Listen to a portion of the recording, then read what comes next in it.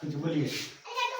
तो दोस्तों बाबू का आज जन्मदिन है और डिजिटल बड़े भैया राजन वर्मा जी के सुपुत्र छोटे का नाम है भैया रियांश जी का। तो बाबू को जन्मदिन की ढेर सारी हार्दिक शुभकामनाएं और हमारे टीम की ओर से और बाबू को हमारे भी तरफ से बाबू को जन्मदिन की ढेर सारी हार्दिक शुभकामनाएं।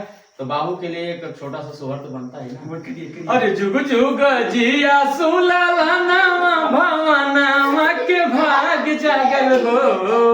अरे जुग जुग जिया सुलालानावा भवनावा के भाग जागल हो। ललना लाल होई है कुलवा के दीपक मनवा में आस लागल हो। ललना लाल होई है कुलवा के दीपक मनवा में आस लागल हो।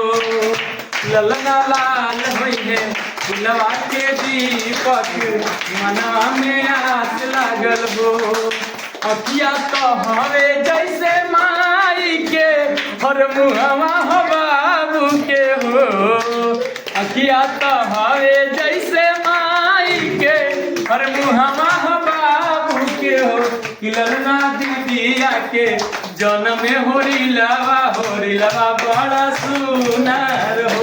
ललना भाभी के जन्म में होरिलवा बड़ा सुनार हो। ललना लाल हुई है गुलवा के दीपक मनवा में आस लागल हो।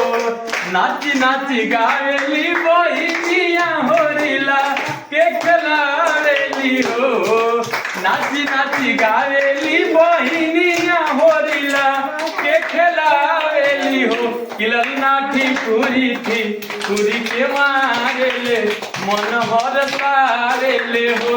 ललना लाल हुई है कुलवा के दीपक मनवा में आस लागल हो। होना चाहिए ना।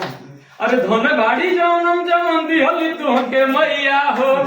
अरे धन बाड़ी जनम जमन दिहली तुहके मैया हो।